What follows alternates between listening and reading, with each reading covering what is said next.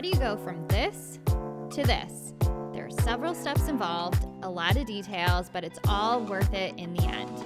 I'm going to take you through the process of building a new house start to finish. Welcome back to our series where we take you from building a house start to finish.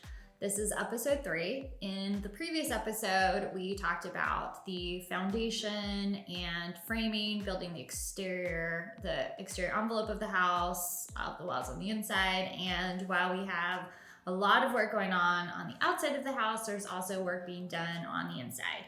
So this is our rough-in stage of the process. Rough-ins are everything that go inside of the wall that you don't see. The trades are going to run all of their lines to reach the fixtures that we have called out on the architectural sets. We have plumbing, we have electrical, and we have mechanical. I typically do a walk with the contractor during framing and also during this stage or towards the end of this stage. The important things to look at during these walks are really just to confirm and make sure that everything is where it should be. If, for example, you have wall-mounted faucets, that those are located at the right height.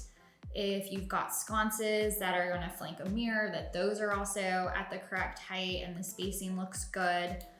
And ideally, we try to get everything perfect during this stage to avoid having to make any major moves once the drywall goes in. Because once the drywall goes in, it's definitely a lot harder to make major adjustments. It can always be done, but we try to minimize those. So typically, if we do end up having to move anything at drywall, it's always very minimal. This is also our chance where we can make any adjustments or moves if something isn't feeling right when we walk into any of these spaces. With the pitch of the ceiling in this game room, we cannot do a ceiling fan as was originally called out on the architectural set. So we'll switch it to a fun pendant in here. We also have to adjust the can lights in this room. So what we've decided and settled on is that we're going to have to do a different type of trim so that we're able to shine the light down and it's not shining into your eyes as soon as you walk into the room.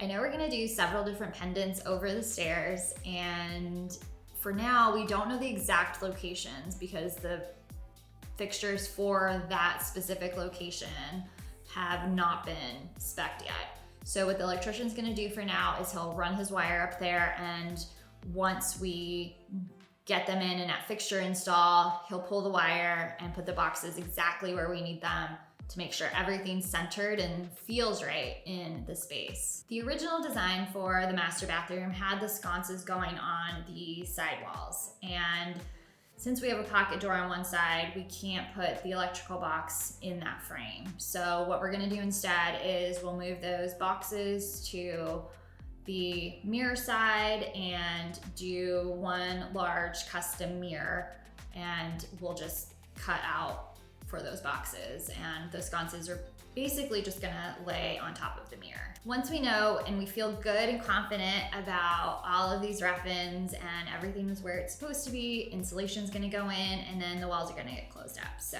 drywall's gonna go in, and after that, all of the pretty things, all the things you get to see start coming into the space. So we're gonna continue the construction process by closing up the walls, getting cabinets installed, and all of the trim work.